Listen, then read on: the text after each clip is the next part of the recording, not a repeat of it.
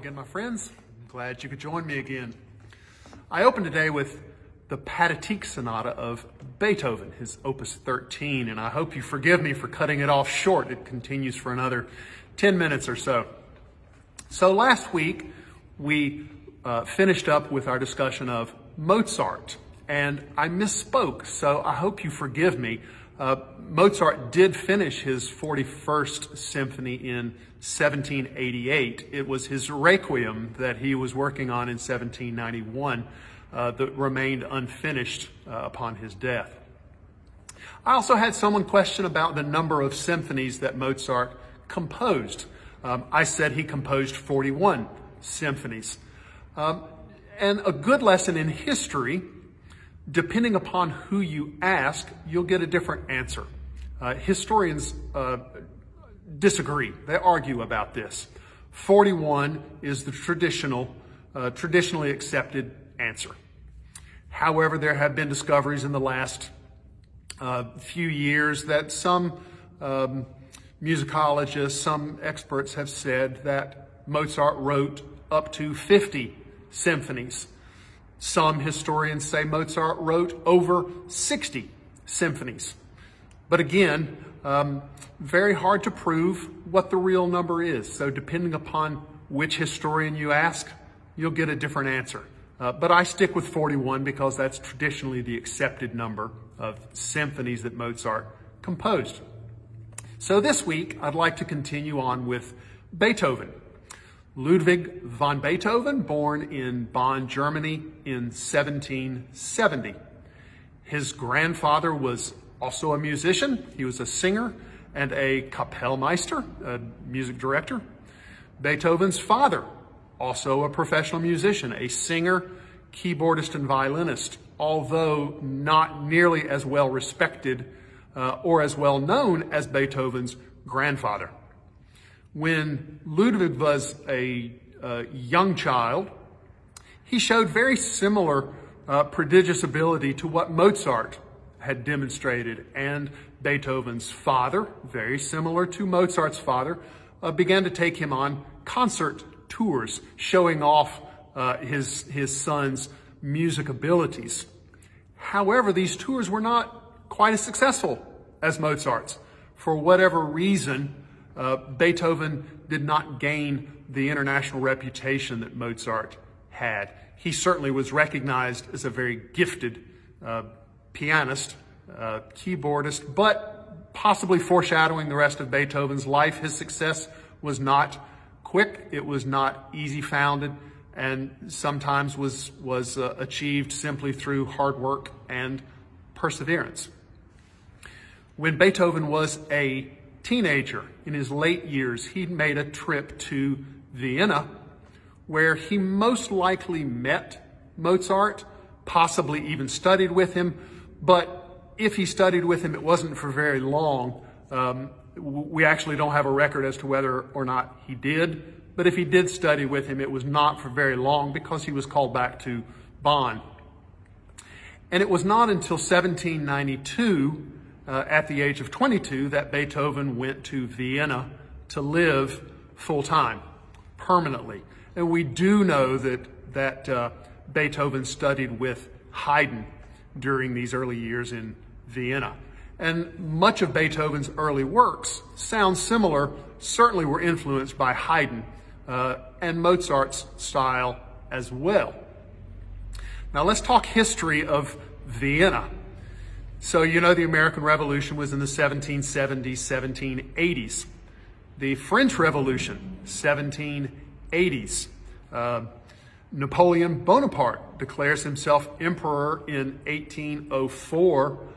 Napoleonic Wars happened the first 12, 15 years of the 1800s, which include Austria. So Vienna sits between France and Germany and was a pretty interesting place to live at the turn of the 1800s, to say the least. We know, we generally think of Beethoven in terms of his chamber music, as well as his sonatas, piano sonatas, as well as his symphonies. the piano sonata under Beethoven developed into what we know of as the sonata form, and musicologists tend to talk of Beethoven's sonatas when they talk of sonata form. Beethoven also composed 9 symphonies, the last which had a choral movement. And you remember our talk about the development of the symphony during the classical period. To put that in perspective, Haydn's First Symphony was approximately 12 minutes long. Beethoven's Ninth Symphony was 70 minutes long. So over the course of 75 years, we have the symphony going from a fairly short 12 to 15 minute piece developing into a very involved symphony that is longer than an hour.